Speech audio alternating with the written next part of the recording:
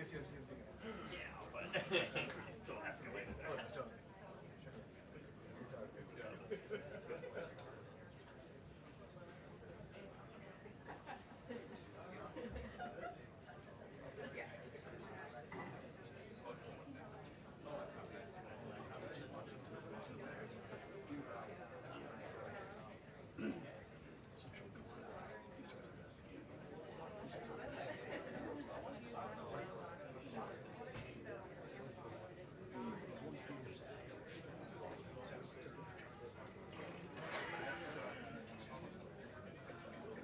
Did he say something? Yeah, he goes, they were all out of focus. So the man with the remotes. You don't have like money in this. I did that with Dexter. Did you? I was completely silent.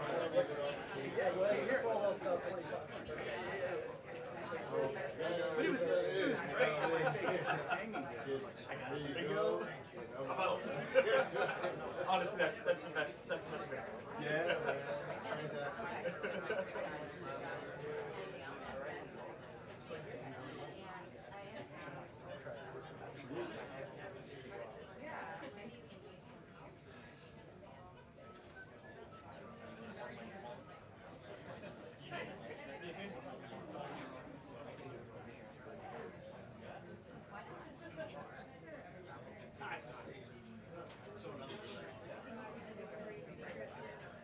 Hair blowing. Do you want my You can shoot ABC for that. No. And it's like I waited the first 15 minutes. Oh, yeah. Yeah, I see what you're saying.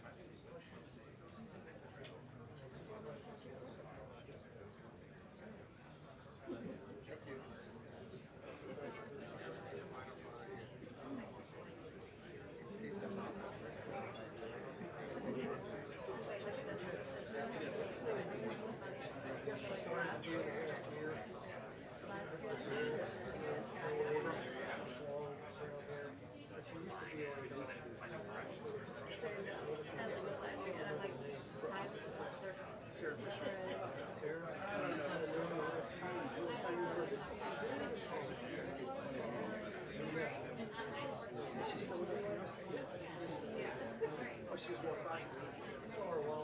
Lena? I know, forever. She's new. Oh. Yeah, I agree. For being as young as she is, she's good.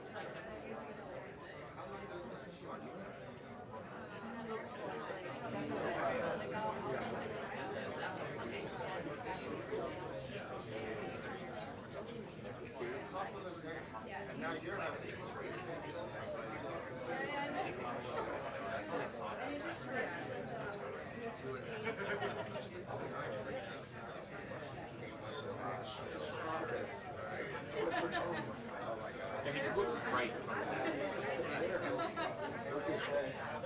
Oh, there it is. Oh, yes. Oh my God. Beautiful. Oh.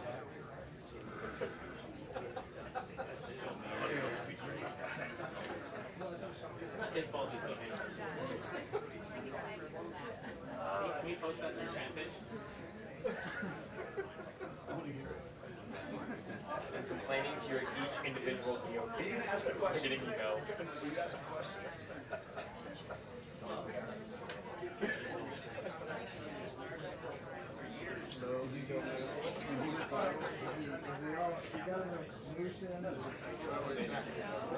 Someone made an Instagram.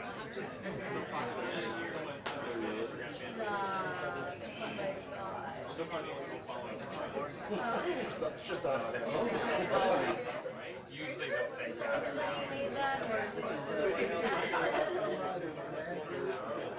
answer was personal.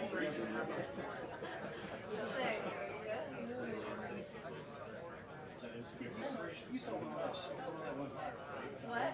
You saw one of that viral. Yeah, but I didn't know they made an account for it. Who's that guy? You're the guy from the internet.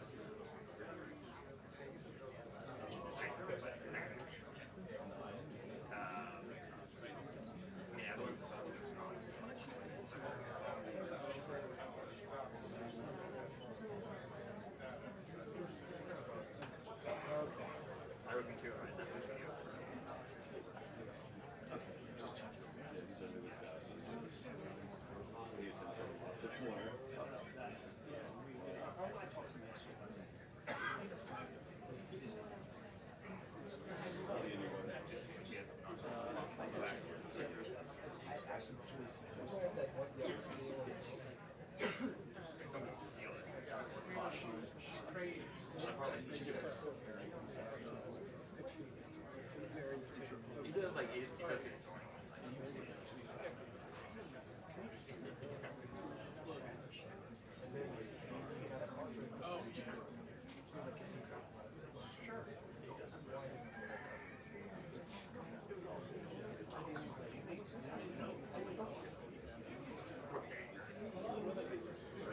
Yeah, that's what she told me yesterday was the second.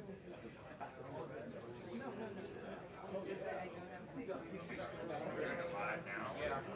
That's the best thing. Can you do it? I mean, but they're probably better.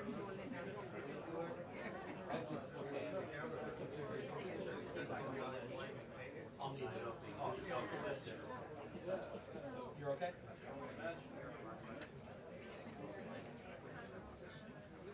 At least I'm safe right here. Like somebody shoots us.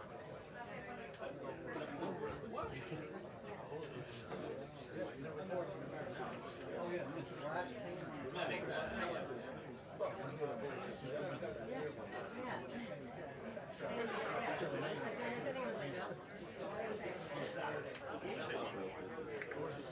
Just this. Just that. That was on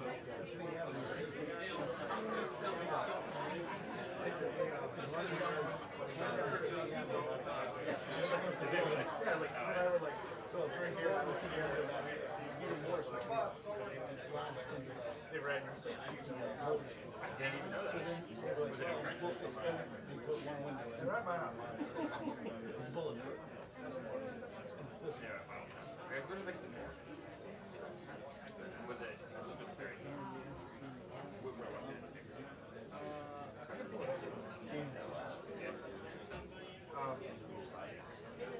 My favorite is hanging right. yeah,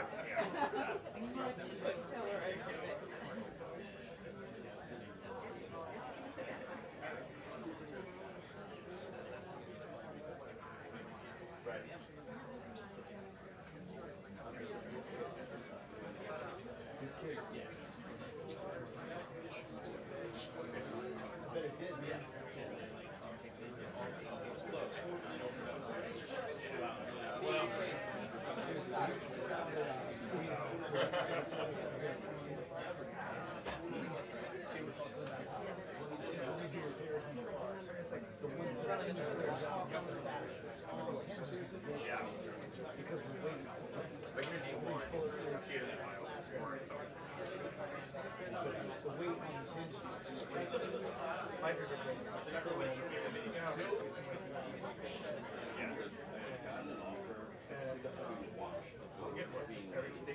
oh. I mean, to be fair, I get touched all the time. I'm just like, but the fun is like consistently they're all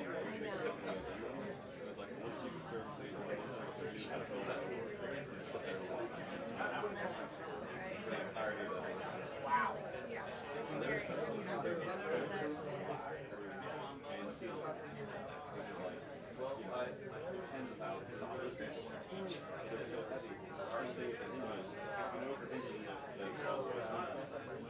Oh, right. Because they have to like make all the bridges for the weight. So yeah, big part of it. Reinforce the wall that the bridges go into.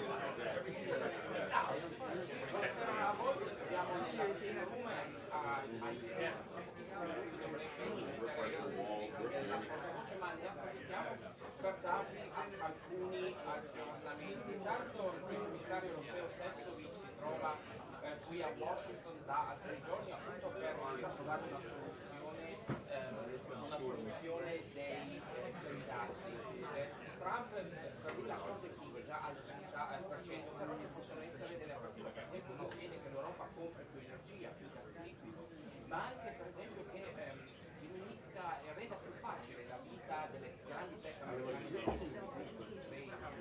o Excel per esempio, ma poi ci sono degli accordi, abbiamo è stato trovato un accordo con l'India, non con il Canada e sappiamo anche, tornando sugli esteri, che il ministro della difesa israeliano è a Washington e domani incontrerà il ministro omonimo di Exet al Pentagono, ma c'è anche il ministro degli esteri del Qatar che si è fermato un giorno in più a Washington perché sappiamo che Trump potrebbe a giorni, forse a ore, annunciare un possibile accordo tra Hamas e Israele, però come abbiamo visto tutto può cambiare. In ogni modo si chiama, lei ricorderà il briefing della Karoline Leavitt, la Fiscal, e potremo avere dei sia sui dazi e anche sul lato Siria, Israele e Hamas.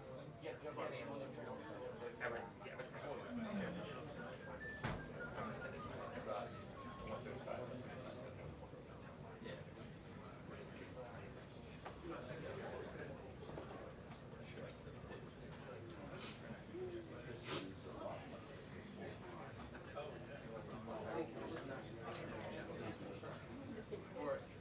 del work out? Yeah. Okay. Okay. Can you start back when you affect you? Yeah. Can you? I can send there, but I'm going to block these guys. I'm happy to do whatever. Okay, okay. Cool. If you need me to lean some type of way, I can lean. That's fine. It's just it's the ABC. It's the full need For ABC. ABC.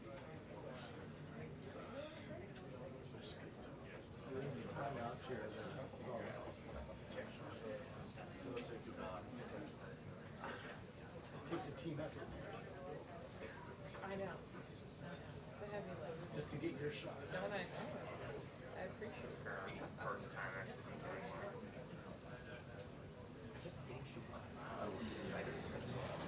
Oh, the bar. What you do with the bar?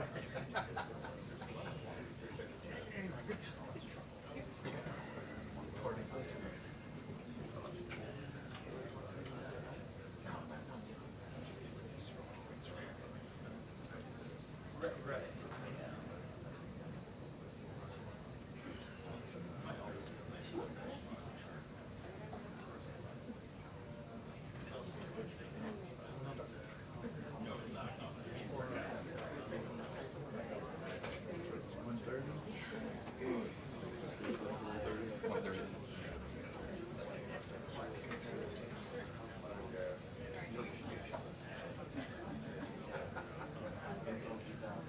The new school.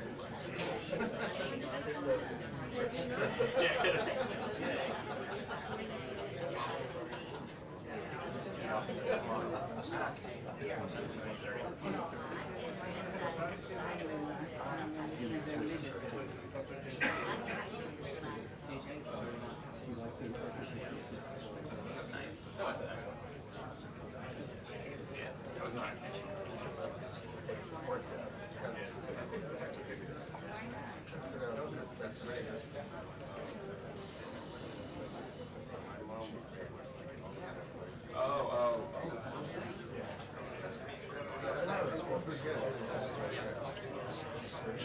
Yeah.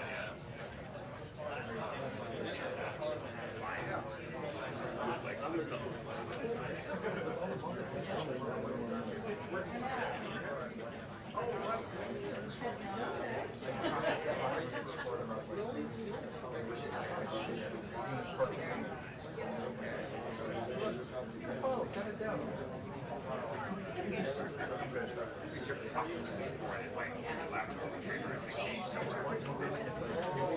Yeah. Had a lot of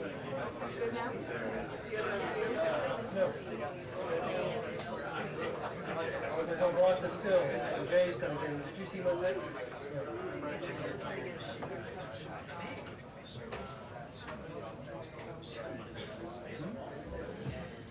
Well, I don't have a shot. And if he moves back here, he's going to be in the way of the still. So Jay, with CNN here, is going to shoot. I can shoot there. He's going to shoot. I can shoot.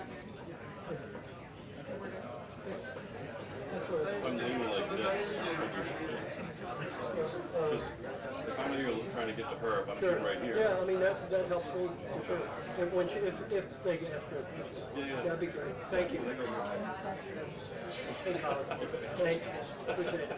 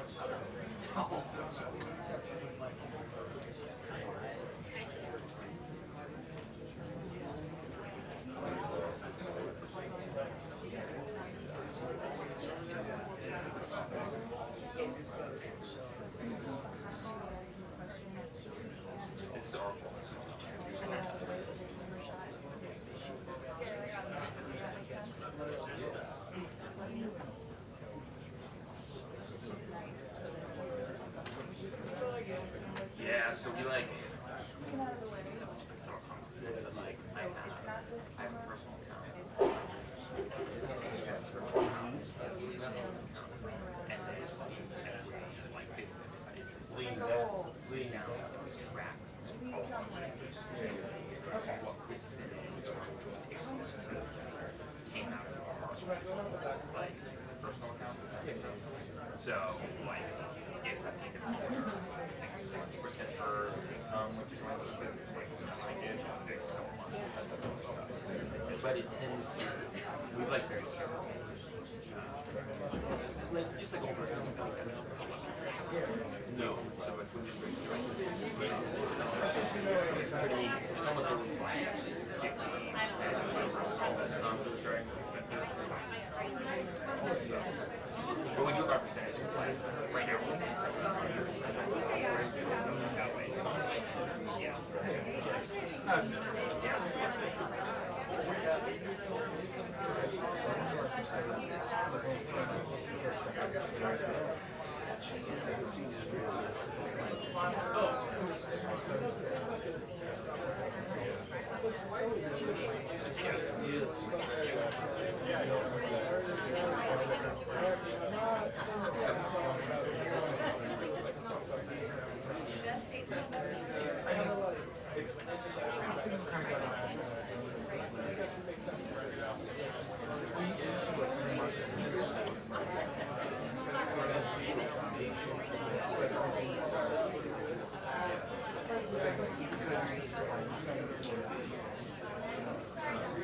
Right.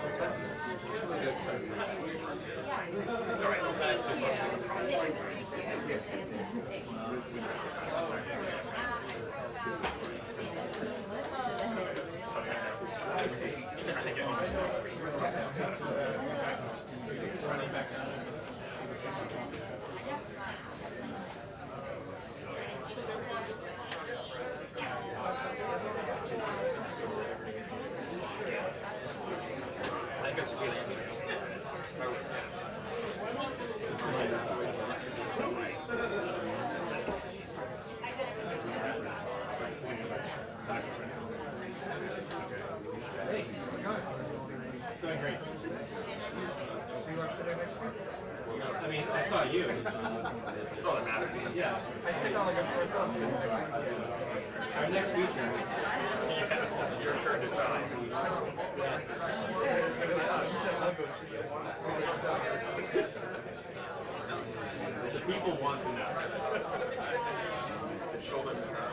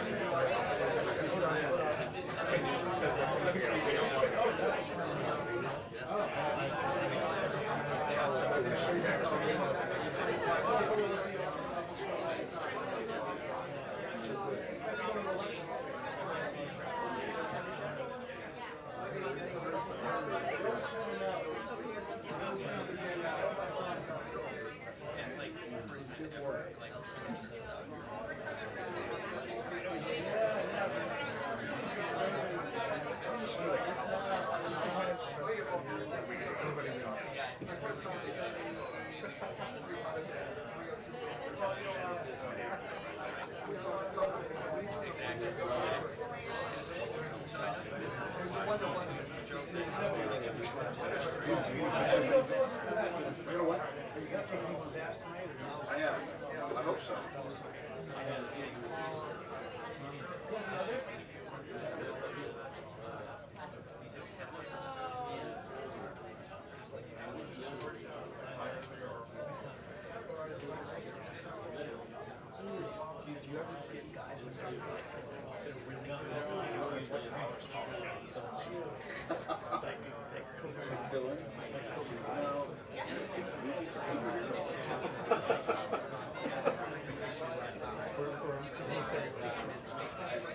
Every single martial arts I know. Yeah. Both things are That's what I would do. I'm gonna take vacation. Has she told him that she's fine? She has to tell herself. But I think he starts going on. Her boss. It's ideal. Well, look at that. It's a brain. It's not the right side.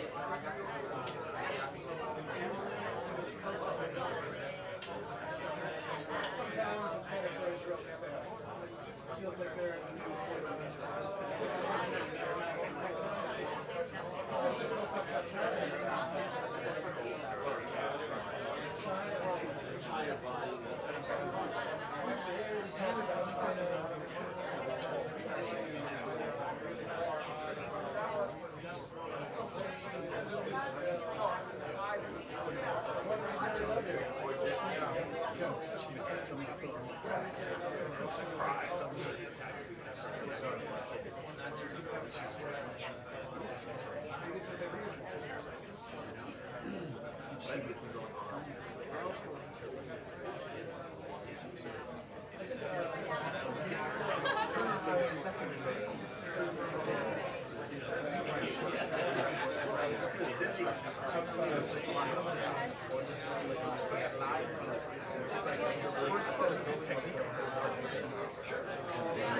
That makes sense.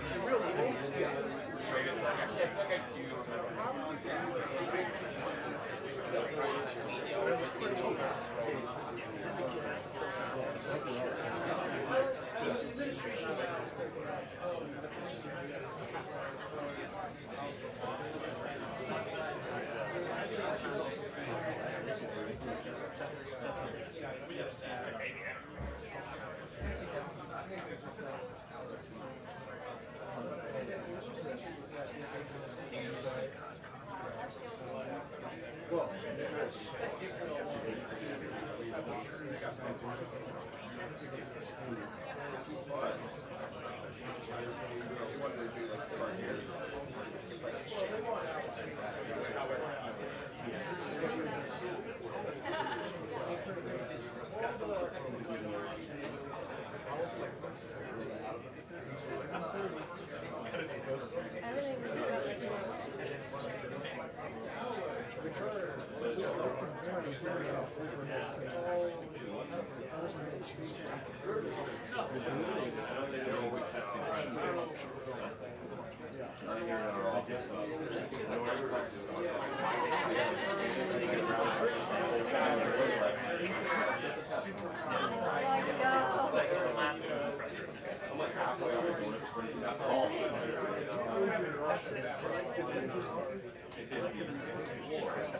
It's good. Exactly.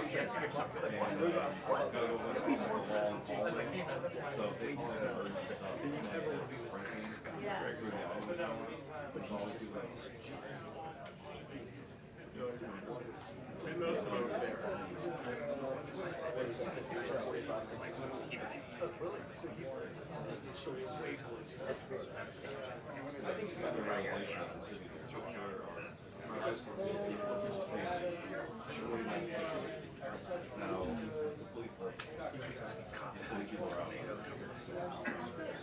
Fireworks on here. I think this is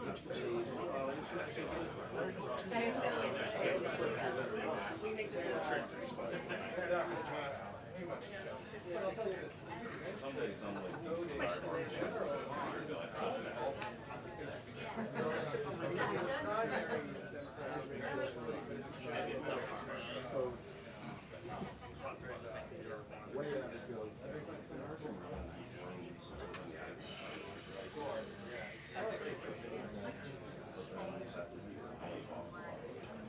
sometimes you don't know how good you got it until it goes down.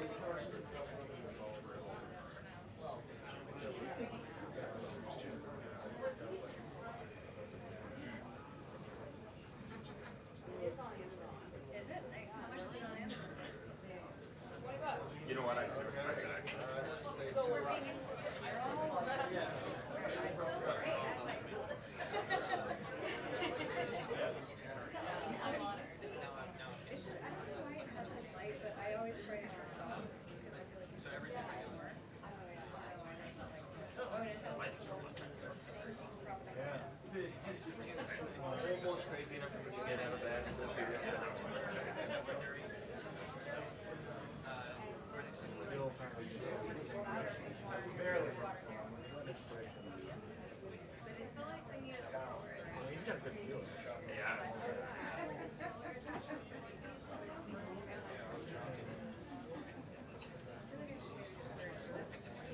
I've seen Oh,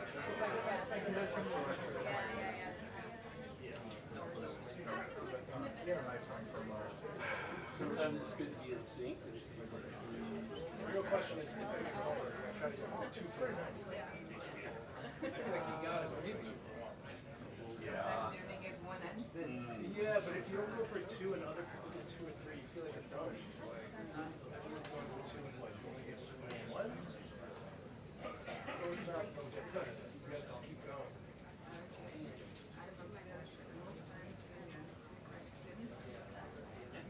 She'll allow the follow-ups. Choosing one or the other, yeah. So I have a follow-up.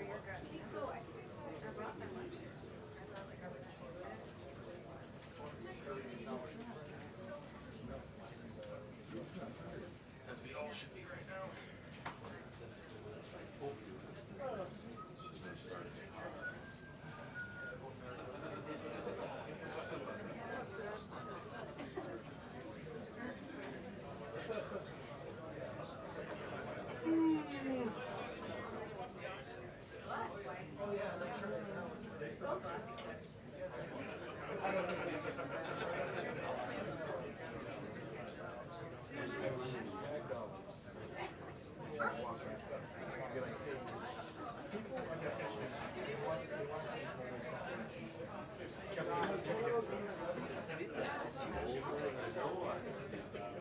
You're better off not knowing. I mean, as far as week news go, that's pretty solid.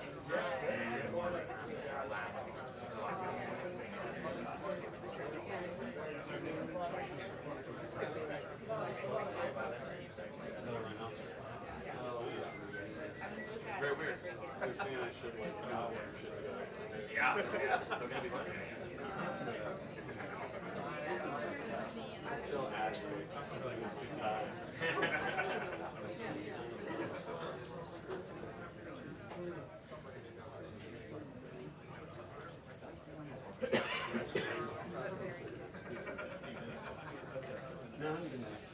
Like he came to work with that once.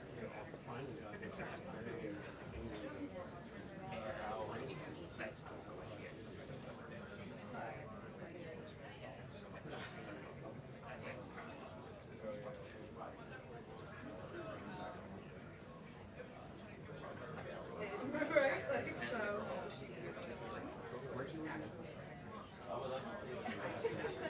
It's kind of weird.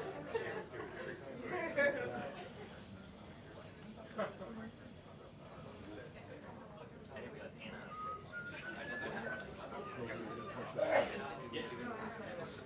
I didn't realize. Yeah, like a function.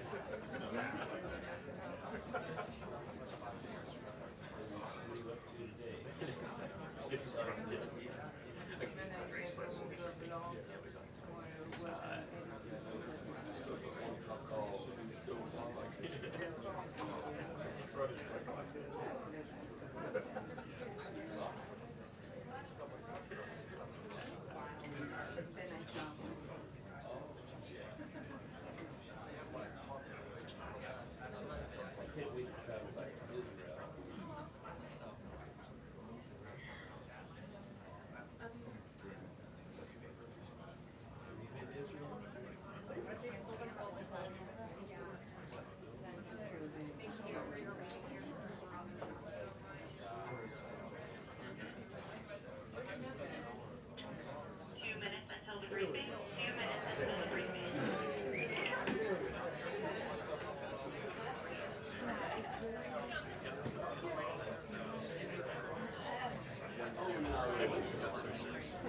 I'm ready. For you, maybe you. You, not me. I have a chair. Thank you. Good luck. Sit right over, Steve. What's on the other side?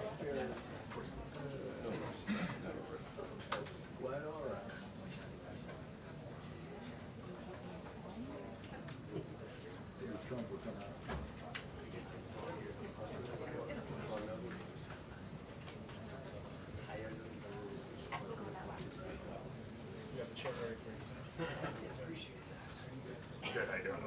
Sorry, we were doing Oh, really? Group art concert? Oh, nice.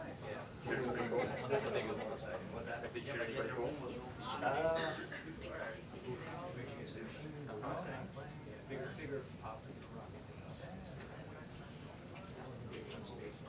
Yeah. What a life it's been. One mosh pit to another. That's right, yeah, that's it. There we go. The pyrotechnics are usually less exciting than that. Sometimes. I was gonna say, yeah.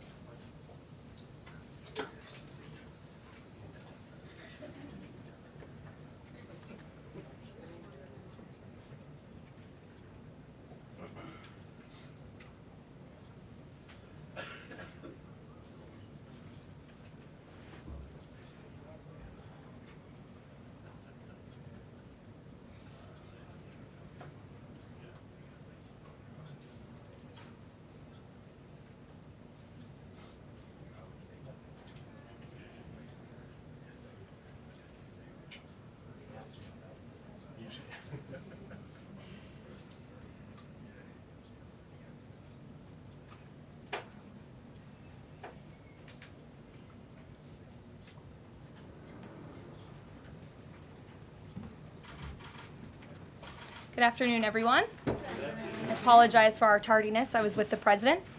Let me begin with a few scheduling announcements today. President Trump will travel to Scotland, where he will visit both Turnberry and Aberdeen from July 25th to July 29th. During the visit, President Trump will meet again with Prime Minister Starmer to refine the great trade deal that was brokered between the United States and the United Kingdom. And the President and the First Lady will travel to the United Kingdom for an official state visit from September 17th to September 19th later this fall. This will mark a truly unprecedented second state visit for President Trump, and he is honored and looking forward to meeting with His Majesty the King at Windsor Castle. There has been a wave of positive economic news over the past week, which I would like to highlight today. Joe Biden's inflation crisis has been defeated. Prices paid to American businesses for goods and services were flat in June, which is lower than all 50 forecasters in the Bloomberg survey predicted. And core inflation, which is the best measure of inflation, came in lower than expected again in the month of June. Since President Trump took office, core inflation has tracked at just 2.1% overall and has come in below or at economists' expectations every single month. Wages are growing at a strong pace and prices are falling for everyday Americans. We also saw prices for new and used vehicles and airfares drop last month. In addition, prices for gas, fuel oil, energy commodities, hotels, airfare, public transportation, and fresh vegetables are all down over last year. As we said all along, trust in President Trump. The American dream is back, and everyday families are already reaping the benefits of this incredible economic turnaround in just 6 months. President Trump has ended the era of economic surrender and implemented powerful tariffs to stand up for our workers and businesses and rebalance America's trading agreements.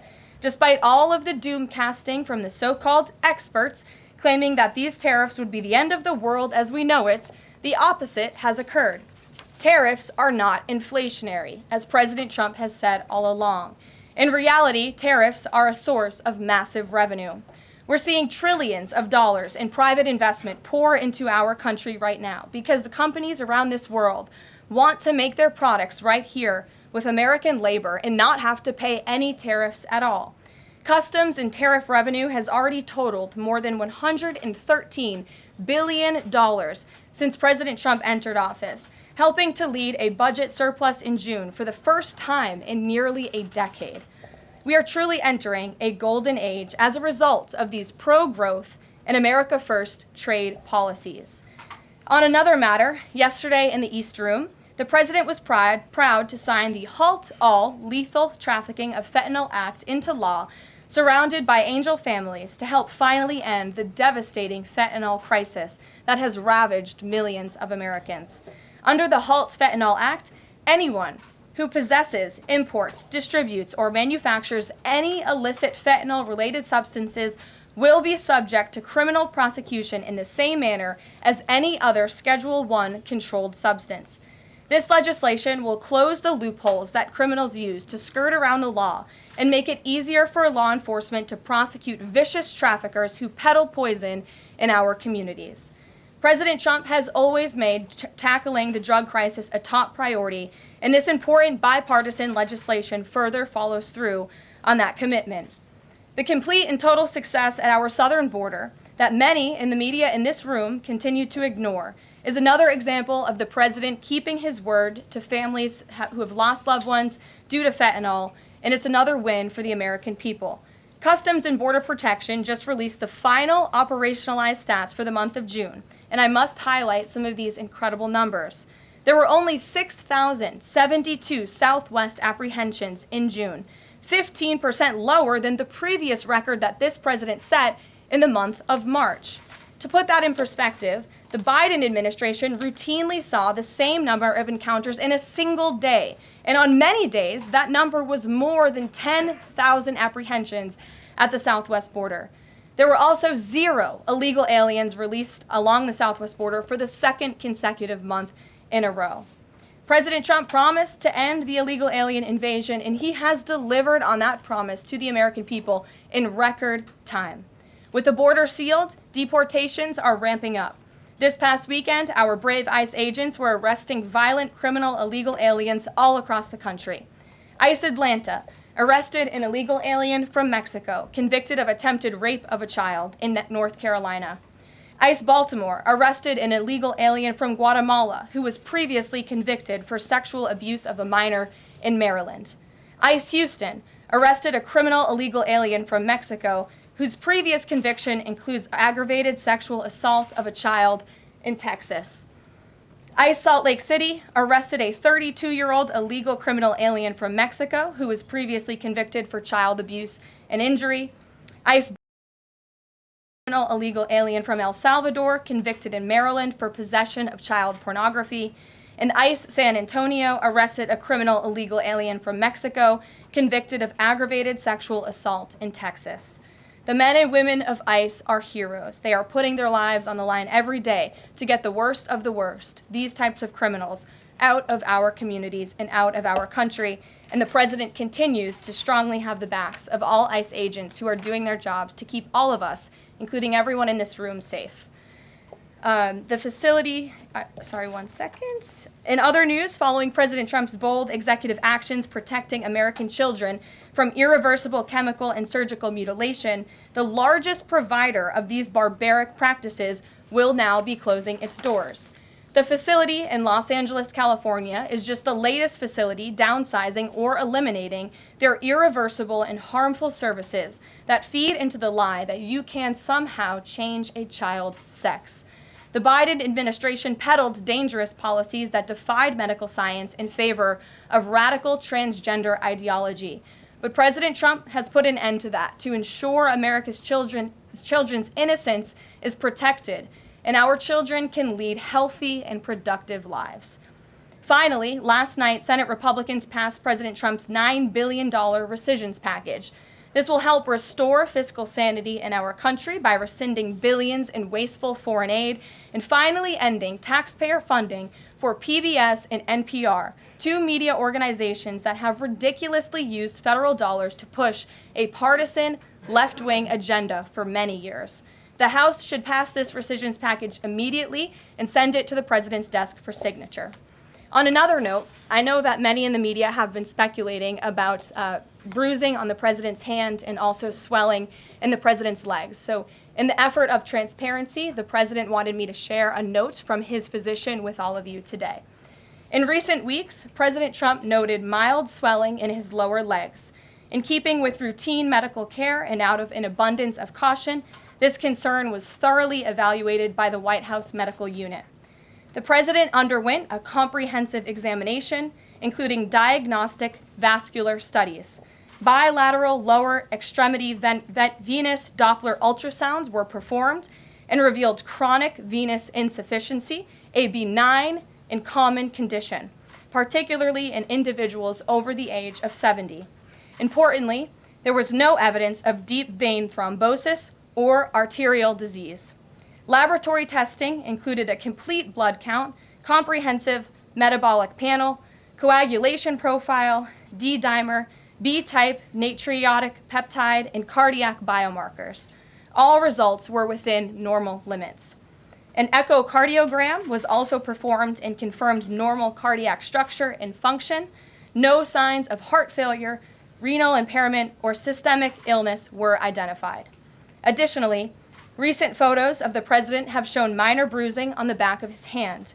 This is consistent with minor soft tissue irritation from frequent handshaking and the use of aspirin, which is taken as part of a standard cardiovascular prevention regimen. This is a well-known and benign side effect of aspirin therapy. And the president remains in excellent health, which I think all of you witness on a daily basis here. So the president wanted me to share that note with all of you. I'm happy to take further questions on it. We will provide the memorandum from the president's physician to all of you, as we always do. And we'll get to questions. Here in our new media seat, we have Frank Corva, who's the White House correspondent for Bitcoin Magazine, which comes at a timely week with crypto legislation moving across Capitol Hill. So why don't you kick us off, Frank, and thanks for being with us. Thank you so much. We appreciate it, Ms. Leavitt. Sure. I was curious to hear if the president was in favor of removing any and all language around central bank digital currencies from the Genius Act, maybe as a means to get it across the line and get it on his desk. And then my second question was about something the president spoke about in this room. He talked about a $600 de minimis tax exemption for Bitcoin and other crypto spending. So I was just wondering if you could comment on those. Sure. Well, the president did signal his support for a de minimis exemption for crypto, and the administration continues to be in support of that. We are definitely receptive to it to make crypto payments easier and more efficient for those who seek to use crypto as simple as buying a cup of coffee. Of course, right now that cannot happen, but with the de minimis exemption, perhaps it could in the future, and we will continue to explore legislative solutions to accomplish that. As for the central bank digital currency and the Genius Act, which you noted has passed through Congress and will be sent to the president's desk. I believe the House is voting on it. If they haven't, they should be passing it. We know we have the votes, and we expect it to get to the president's desk, and we are planning a signing ceremony tomorrow afternoon. All of you will get more details on that.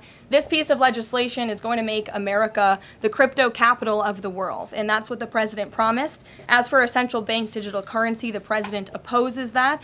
He made that promise to the American people on the campaign, and while it's not in this specific piece of legislation, he did sign a January executive order banning a central bank digital currency. The administration supports Congress's efforts to codify that executive order into law, and I believe there will be future pieces of legislation in regards to crypto that will be moving through Capitol Hill. The president looks forward to signing them, and he looks forward to the signing ceremony this afternoon. So thank you for being with us today. Sure. Jackie. Thank you, Karoline. There's been a lot of discussion about the Epstein files and the president's comments yesterday calling it a hoax. Can you clarify which part of the Epstein hoax is the hoax part? The president is referring to the fact that Democrats have now seized on this as if they ever wanted transparency when it comes to Jeffrey Epstein, which is an asinine suggestion for any Democrat to make. The Democrats had control of this building, the White House, for 4 years, and they didn't do a dang thing when it came to transparency in regards to Jeffrey Epstein and his heinous crimes. It was this president who directed the Department of Justice and the Attorney General to do an exhaustive review of all files related to Jeffrey Epstein, which they did. The Attorney General and the FBI, led by Pam Bondi, Dan Bongino, Kash Patel, these are great patriots, some of the most trusted voices in the Republican Party movement. It's part of the reason the president appointed them to these high law enforcement positions, and they spent many months going through all of the files related to Jeffrey Epstein, and they concluded what they found in that memo, which they drafted and they released. And so the president has been transparent. He has followed through on his promises to the American people, but he doesn't like to see Democrats and the mainstream media covering this like it's the biggest story that the American people care about. The president has been working so hard this week. On Tuesday, he went to Pennsylvania, where he secured $90 billion in investments for the Commonwealth, for the people of that state. After that, he came back to the Oval Office at 8 p.m. He went in there to whip votes to get the Genius Act signed into law. And because of his efforts, that bill is now going to be signed and passed. The following day, yesterday, he meets with a foreign leader, the King of Bahrain, to secure more investments into this country. And then yesterday afternoon, the president is in the East Room of the White House mourning with parents who have lost their children because of fentanyl, signing a bipartisan piece of legislation. And not a single cable network in this country took that event live and covered that event like they should. Those are the issues the president cares about. What could be more important to the American people than helping families who have lost their children? Those are the issues this president is going to remain focused on. I understand he wants to move on from this story, but you do have some prominent figures, including the Senate Majority Leader, the House Speaker, voicing support for the files to come out. Representative Massey collecting signatures that would force a discharge petition for a vote on the floor for this. It doesn't seem to be going away. What is stopping the administration from just redacting any sensitive information, grand jury information, and putting out what is appropriate so that the American people can decide and then let this story die? Well, in terms of redactions or grand jury seals, those are questions for the Department of Justice. Those are also questions for the judges who have that information under a seal. And that would have to be requested, and a judge would have to approve it. That's out of the president's control. He has said, in agreement with some of the leaders on Capitol Hill, that if the Attorney General and the Department of Justice come across any other credible evidence, they should provide that to the American people. The president has said that, and he agrees with them on that. Why did he fire Maureen Comey? The Department of Justice did, and I would defer you to them. Dasha. Has the White House been directly in touch with some of the MAGA influencers that are still not satisfied with the administration's handling? And has the message to them been similar to what the president has said, which is sort of either let this go or we don't need your support? Well, look, the president and this team are always in contact with the president's supporters, with voices of many kinds on both sides of the aisle. I think that's part of the reason this president is a great president, because he's willing to listen and hear other people's perspectives. But ultimately, he has led this country, not just over the past 6 months to historic success, but also through his first 4 years as president. And as the leader and the creator of the MAGA movement, he has led through these perilous times for our country based on instinct and in the best interest of the country. And as I always say, the American people should trust in President Trump. John, go ahead, John. Thanks a lot, Karoline. The president on Monday announced that if there's not compliance with Russia within 50 days, there would be increased tariffs. Can you explain how that works, first of all? What happens if Russia doesn't end its war with Ukraine in 50 days? Well, in 50 days, as the president clearly laid out, if there is not a ceasefire agreement or a peace deal within that time frame, if Russia refuses to legitimately agree to a ceasefire, then they will face very steep tariffs, and they will also face secondary sanctions. So countries that are purchasing oil from Russia will be sanctioned as well, and of course that will do deep damage to Russia's economy. And I would just add that the president wants this war to end with a diplomatic solution. He's been pushing for it. This administration has spent many hours and a lot of time trying to solve this war very far away, but the president wants to stop the killing, and he wants to save lives. Reagan, go ahead. What you were saying, Karoline. Reagan, go ahead. I have 2 questions for you. It's just about, if I may, just about the tariffs, the first part. I get the secondary tariffs, but there was only $3 billion worth of trade between the U.S. and Russia in 2024. It's expected to be far less this particular year. On April the 2nd, both you and the Treasury Secretary said it's not necessary to apply any tariffs on Russia.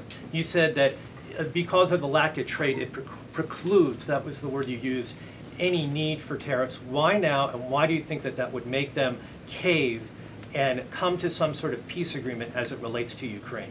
$3 billion is still a lot of money, John, and it's not just tariffs, it's the secondary sanctions as well that will be implemented in 50 days.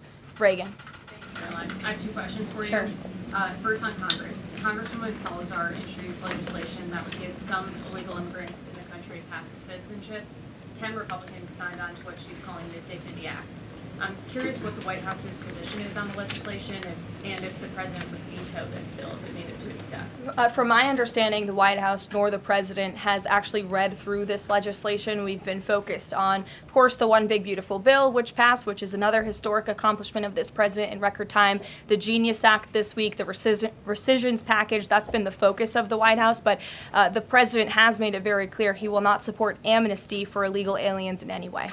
I want to give you a chance to respond to the CEO of NPR. She's claiming that the cuts to their network will, quote, be a real risk to public safety of the country. Murkowski has argued that public broadcasting stations save lives.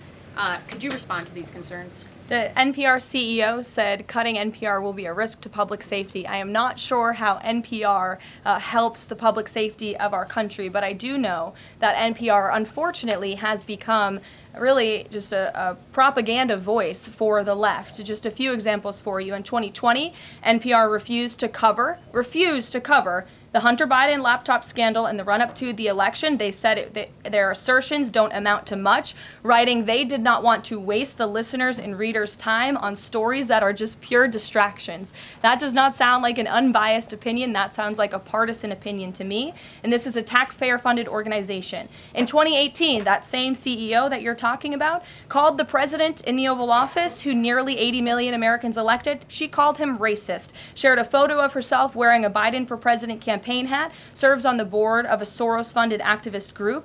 In 2020, PBS's White House correspondent at the time characterized President Trump's speech then at Mount Rushmore as a love letter to white resentment, promoting the myth of America. In 2017, PBS devoted an entire panel talking about what it means to be woke and white privilege.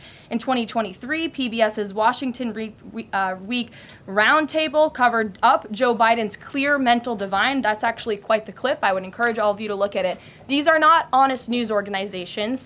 These are partisan, left-wing outlets that are funded by the taxpayers. And this administration does not believe it's a good use of the taxpayers' time and money. Ed Lawrence. Yeah, thanks, Caroline. I want to ask you about the Federal Reserve. So does the president believe that the slightly restrictive monetary policy stance right now, could that cause an economic slowdown? And if he does believe that, when? What pause are you referring to? No, could the stance of the monetary policy is slightly restrictive? Does the president believe that that stance, the slightly restrictive stance, could cause an economic slowdown in itself? I haven't heard the president discuss that specifically, but what I do know in regards to the Federal Reserve is the president's been very transparent about his displeasure with both the policies and the management of the Fed, and he spoke about that to all of you pretty extensively in the Oval Office yesterday. And last month, one more if I could, last month the Canadian Prime Minister said the president had agreed to a July 21st deadline to sort of work towards a trade agreement. That's 4 days from now. Could there be a trade agreement with Canada in 4 days? Well, look, we'll see. The trade team continues to be very active in our conversations and discussions with Canada. The president himself has said, unfortunately, our neighbors to the north have been pretty difficult to deal with when it comes to matters on trade. But in trade, generally speaking, as you know, 25 countries have received letters thus far from the president directly with his big, beautiful signature on them, from Japan to Korea, South Africa, Kazakhstan, Malaysia, just a few countries, and Canada also received a letter for 35%. With that said, if countries want to have legitimate further discussions, the Trump administration and the president's trade team are willing to have further talks, but these letters these countries have been receiving are the deals. And as the president has said, those deals will be made. They are tailor-made to each and every country based on the United States' concerns and what's in the best interest of the American worker and the American people. Charlie, go ahead. Thank you, Caroline. No, I called on Charlie, but Deanna, you can go ahead too. Go ahead. The president said that he floated the idea of a special prosecutor in the Epstein case. Can you confirm that? And has he asked the Attorney General to do this, to appoint a special prosecutor to look it over? Well, the idea was floated from someone in the media to the president. The president would not recommend a special prosecutor in the Epstein case. That's how he feels. And as for his discussions with the Attorney General, I'm not sure. Deanna. Thank you so much. Do you know what the president's reaction was to Mike Johnson saying that he wants additional files released, the Epstein files? Was there a conversation with Mike Johnson about that following his comments?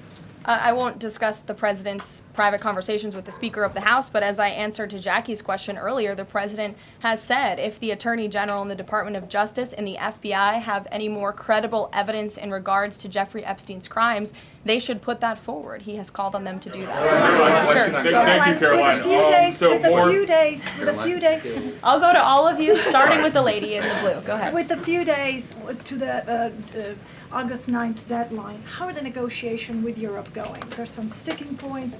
What are they? Can we expect a delay, or should we expect a deal soon? Well, I believe the deadline is August 1st. As for the European Union, they continue to be very eager in negotiating with our country for obvious reasons on ways to lower their tariff and their non-tariff barriers that we have long said harm our workers and our companies. So the president's trade team continue to be in talks with the European Union. Would he accept, or would he put forth a postponement of the August 1st? He's already said he will not. Caroline, Owen, go ahead. Good afternoon, Caroline. In Gaza today, Holy Family Catholic Church was struck by an Israeli shell. Yes. 3 people were killed, 10 wounded.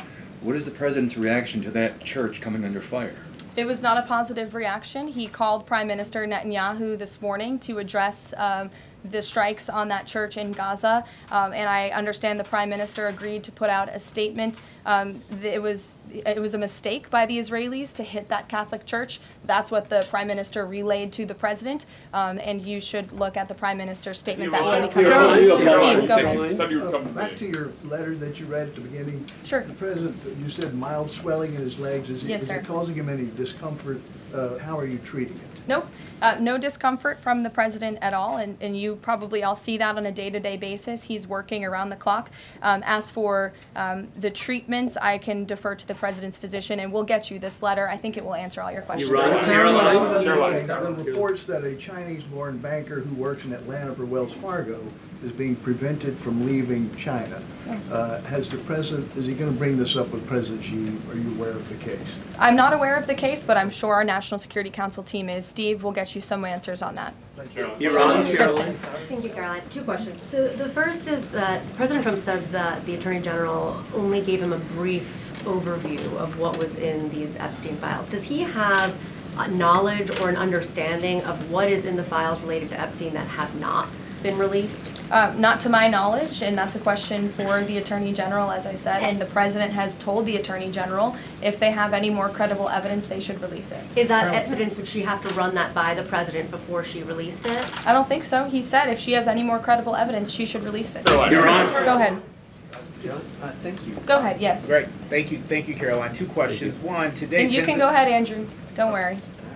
Today, tens of thousands of folks are rallying nationwide to honor the legacy of Congressman John Lewis. Meanwhile, Republicans in Texas reportedly are working to redraw congressional maps at President Trump's urging.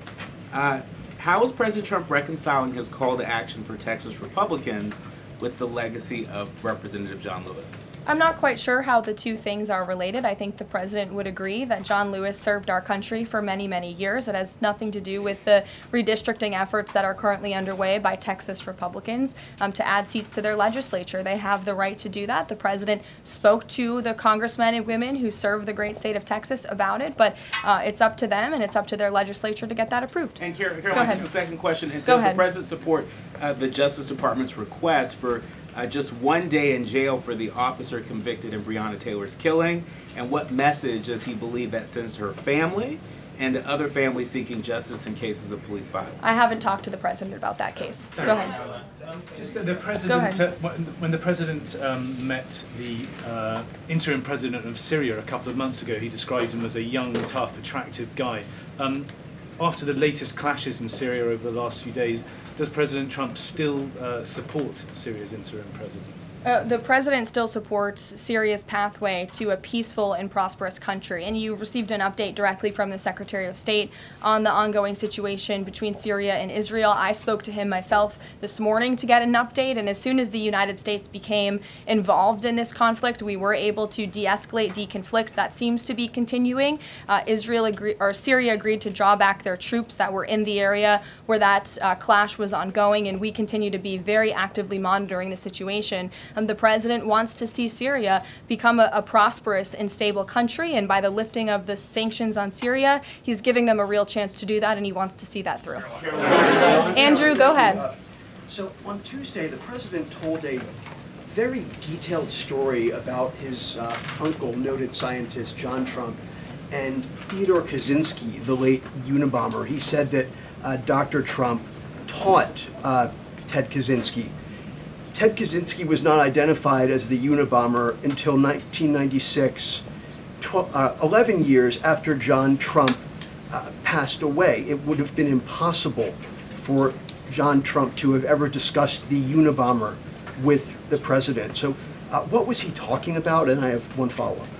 Andrew, with so many issues going on in the world, I'm a little bit surprised you would ask such a question, although I'm not sometimes coming from you, I will say, but I'm willing to give you an answer. Nevertheless, the president's uncle did, in fact, teach at MIT. He was a very intelligent professor. The president's very proud of his family. In fact, the president has a letter from his uncle on the MIT letterhead that sits in the Oval Office dining room. Maybe we'll let you see it sometime. And then Elizabeth. Caroline, one more on. Elizabeth, will the go president consider pardoning Ghislaine Maxwell Elizabeth, if the Epstein case is a hoax? Okay, I'll start off with the president said last week he would not be getting involved in the New York City mayoral case. If that mayoral race, if that's still the case, given his history drawing a large crowd in New York City, what's his reason for staying out of it in that way? Well, look, I think the president reserves the right to get involved in races or not get involved in races, and he's made the decision not to weigh in on the New York mayoral race, as you rightly pointed out, although he has gone as far to say he absolutely does not want to see Zemdami elected, who is a known communist who supports the abolishment of private property, the defunding of police. He has made very well-known anti-Semitic statements. It would be a disaster for New York and for this country, and I think it's quite telling that this individual, a known communist, has been spending time in Washington this week meeting with leaders on Capitol Hill. This is truly where the Democrat Party is headed. Clearly, they learned nothing from November 5th in the president's overwhelming victory. Mary, go ahead. Thank you, Caroline. I want to backtrack to the hospitals that have stopped providing transgender surgeries and hormones for kids. On this front, does that have anything to do with the DOJ's subpoenas last week? Should we expect any more hospitals to be shutting down their programs? And I wanted to also ask what you make of all these media reports, especially the AP, which I noticed, which portrays these children as losing something that's saving their lives.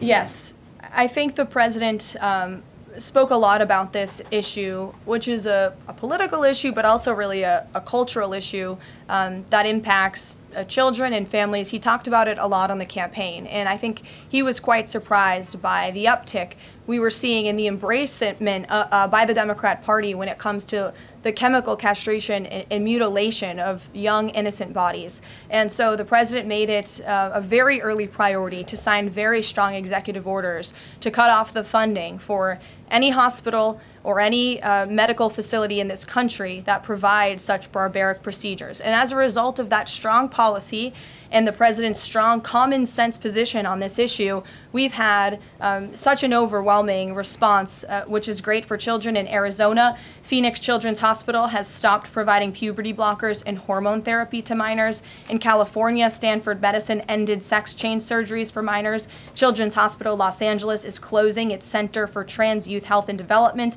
surgical program. In Illinois, Lurie Children's Hospital Chicago stopped sex change surgeries. Again, let's think about what we're talking about here. Sex change surgeries for minors. These are barbaric practices that no child, innocent child, should have to endure. And the president wants to protect the innocence of children, and I know the vast majority of Americans support him in that effort. This is a wildly popular and common sense endeavor this administration has taken, and we've seen many of these medical institutions have followed through with the president's executive orders, but will continue to take further action on this important issue.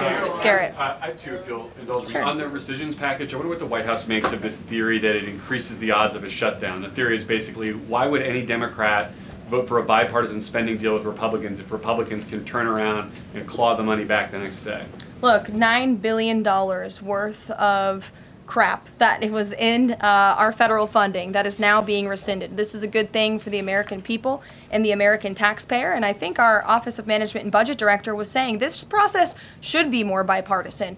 Democrats, there was a time in this country where Democrats too cared about getting rid of waste, fraud, and abuse in our federal spending. I think every American agrees the government spends way too much money on things that don't matter. Some of those things include PBS and NPR, or for instance the Democracy Fund, which was funded to the tune of $83 million through the Department of State, but they were giving hundreds of thousands of dollars for gender equality and empowerment hubs in Yemen, $3.9 million for strengthening information integrity, equality, and democracy for LGBTQI population of the Western Balkans.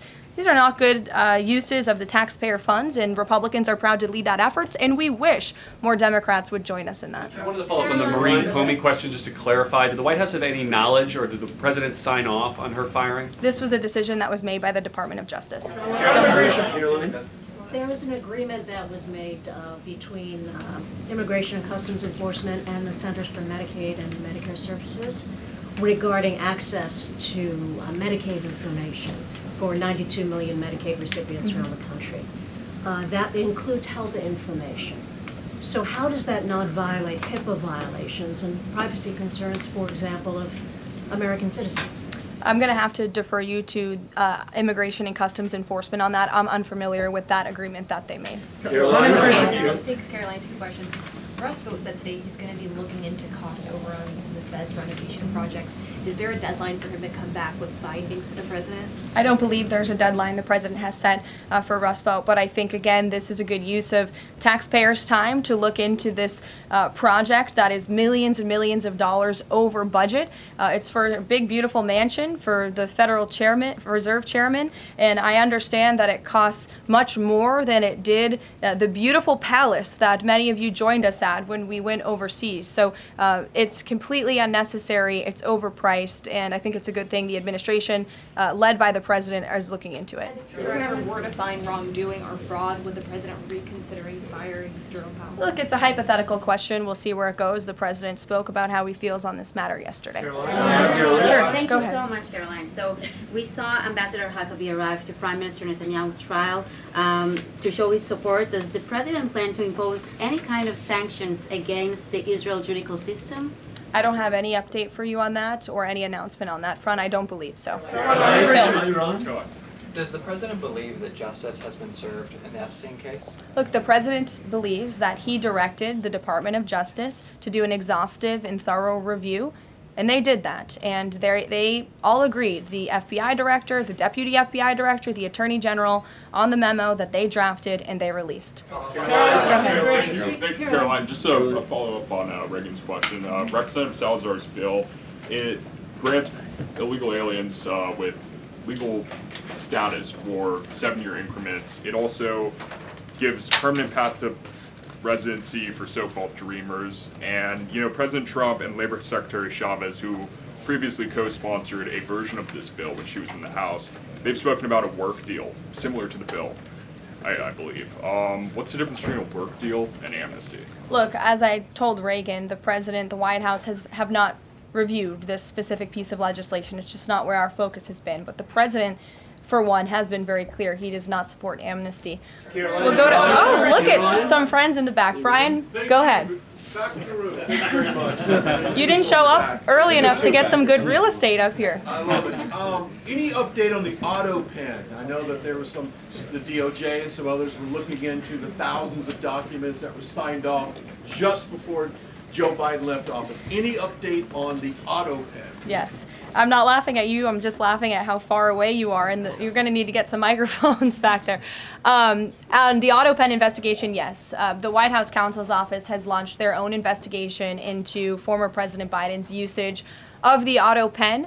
We have requested some documents from the National Archives, and again, as I've said many times from this podium, and the president has said as well, it's incredibly important that we get to the bottom of who really was at the tip of the spear in the decision-making process here in the White House, because former President Biden himself admitted to the New York Times, I understand he never gave interviews when he was here, but now all of a sudden he wants to give one, and he said that he did not actually review every single pardon that that he signed on his way out the door. That's incredibly concerning, and I can tell you it's something this president would never tolerate. This is a president who is signing things all the time. Any document that has legal implications, this president's signature is on it because he's the one making the decisions. It does not appear that was the truth in the previous White House, and I know the American people want to receive answers on who was running the show, because the decisions that were made in this place really destroyed our country, and we deserve to get to the bottom of it. Mark, in the back. Thanks. Some Christian groups are complaining that they are not able to get visas as quickly to travel to Israel, and it's been elevated to Ambassador Huckabee's station. Is the White House aware of that? Does it have any reaction to that? And is that part of the president's disappointment with Netanyahu's government? Look, I'm not aware of that, Mark, but I'm sure, again, our National Security Council is, and also the State Department. As you know, travel visas roll through Secretary Rubio's shop over there, whom we work very closely with, so we will check in on the matter. But I know overall this president and the administration do want to streamline the visa process to make it easier for both Americans who want to travel abroad and people abroad who want to come to our country the legal way. Sure. Go ahead. I was going to the gentleman above you, but go ahead, Libby, and then you can go. Sorry. Okay, two questions for you. The first is, during the Hill Nation Summit, Secretary Noem suggested there could be some changes to TSA's liquid limits. Mm-hmm. Is the president aware of that? Is that an idea that he's backing? And what would that timeline and the changes look like? Sure. I would defer you to the Department of Homeland Security, but I did see Secretary Noem's comments, and I think it's great that on day one she asked TSA, what are we doing right? What are we doing wrong? How can we make air travel more efficient while maintaining utmost security for American passengers and travelers? And I know they announced no more shoes, or you don't need to take off your shoes anymore at the airport, which I think is welcome news to all of us who travel a lot. But further guidance or decisions, of course, that's in the Secretary of Homeland Security's overview, and I would defer to her. And the other question for you is on Bondi and Burgum's trip today to Alcatraz. I'm curious what the funding is going to look like for that, and who the president does want to see incarcerated there, if it were to become.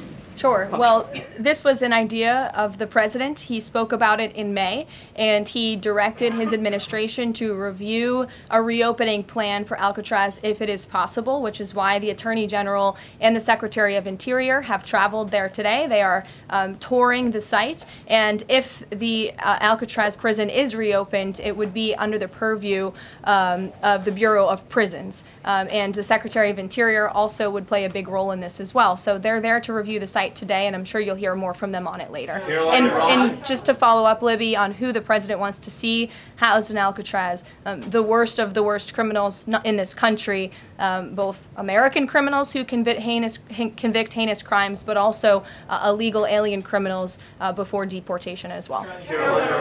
Go ahead. The State Department yesterday urged the Chinese Communist Party to cease its campaign to eradicate Falun Gong, a peaceful spiritual practice. With the anniversary of this brutal persecution approaching, does the White House have a message for the CCP on this? Well, I will get you one, and we will get back to you. Sure. Go ahead. We'll take. Go ahead, and then go ahead. Sure. I've never called on you. Why don't you go ahead? In the red tie. Hello. Dr. Harper behind. Thank you. Yes. Go ahead. Go ahead. Me, thanks. Yes. Thank you, Caroline. Yes, you. What's your name? My name is Matias. Thank you. What's your outlet? I'm for Record TV, Brazil. Great. Brazil's President Lula recently said that President Trump was elected to govern the United States and not to act as the emperor of the world. And he also emphasized that Brazil is open to negotiation. I'd like to hear what you have to say about it, what the administration has to say about it, and specifically what areas are currently open to negotiation in the light of the 50% tariffs that were announced. Sure. The president is certainly not trying to be the emperor of the world. He is a strong president for the United States of America, and he's also the leader of the free world. And we've seen a great shift across the entire globe because of the strong leadership of this president. In regards to Brazil, the president sent a letter to Brazil announcing their new tariff percentage. He also directed our USTR ambassador, Jamieson Greer, to launch an investigation of Brazil under Section 301 of the Trade Act of 1974, designed to address unfair foreign practices that are affecting U.S. commerce. For years, we know Brazil's digital regulations and weak IP protections have undermined U.S. tech and innovative companies, and their tolerance of illegal deforestation and other environmental practices puts American producers, manufacturers, farmers, and ranchers who follow better environmental standards at a competitive disadvantage. So this president always acts in the best interest of the American people and the United States of America, and he will continue to do so. Thank you very much, everyone. We'll see you later. I appreciate the enthusiasm today. Thank you, Caroline.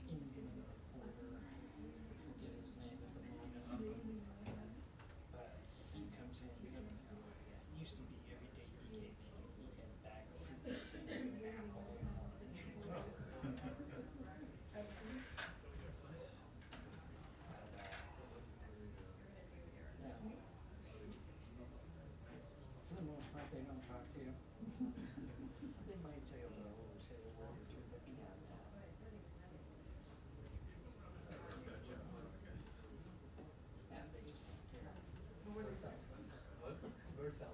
There was something. I didn't find it. Yeah, last time I asked the question, there was some like, someone told me that it was in the level considered a towing company. I don't know. but I don't see it. Yeah, that's pretty funny actually.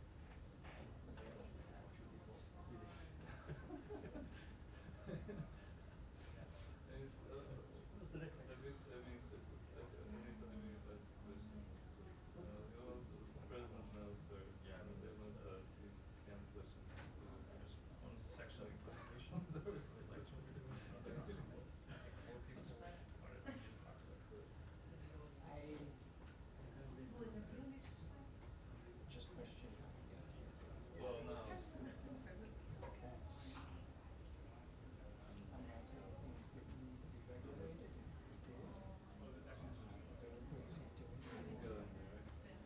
Yeah, I was supposed to do this. Did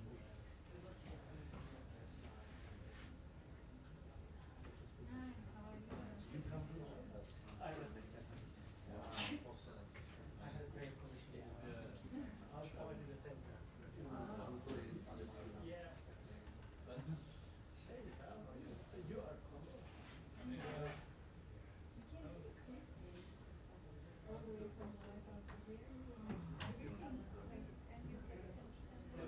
That's right. And it's the same thing that is to say. Really impressed. I left early, I said that's not. Yeah, I left early. So you managed to get there here. Yeah, I did last night.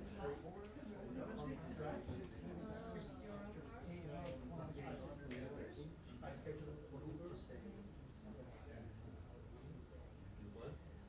And I was like, let's say Yeah. I figured they'd like stay in my spot. I didn't show. What do you think about this? Okay, so it's a seat saying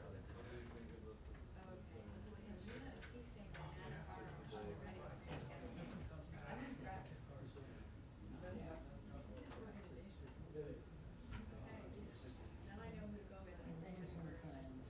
You're the one. You'll know how to get in and out. If I'm getting to retirement age, I get all kinds of weird ass questions.